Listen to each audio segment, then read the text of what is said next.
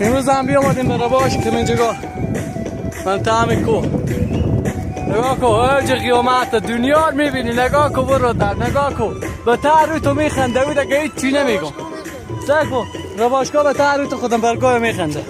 نگاه کو آن نگاه کو همینا هم رباش که اینا خورده. حالی سور نخورم برام که سور چیه. نگاه کو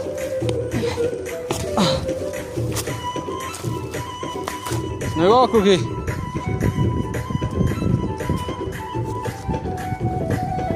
تو والی همیته رباشگاه بخور دیگه هم بکی به ایران.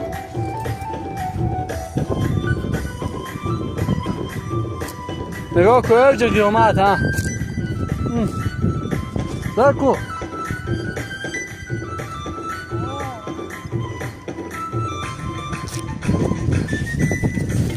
نه خواه مرا عزت بشه.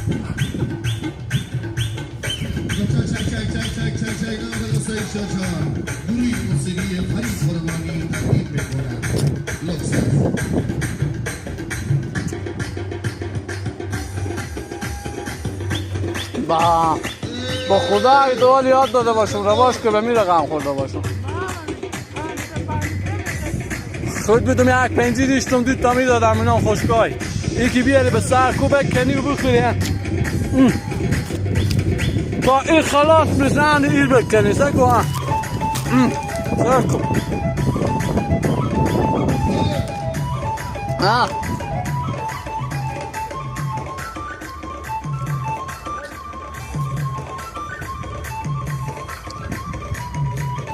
یو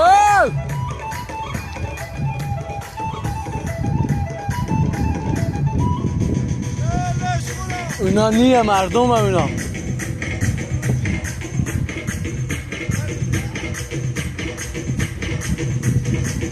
اوج قیامته. سکو جعفر نگاه کو برادر میگه بیا که بکنی. اسمی جلال میداد جعفر. جعفر همون تمار جعفری هم هست برادر. از این گاهی تیر شمشته توی شما اوج قیامت. یعنی قایداری یکی بکنم قایداری باندی دستی ملوک بود چلا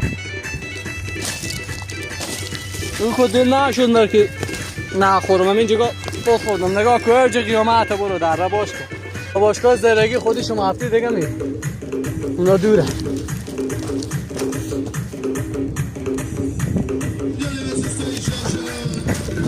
بیا وای بیا که تو بم در دید چی نمیتونی. بیا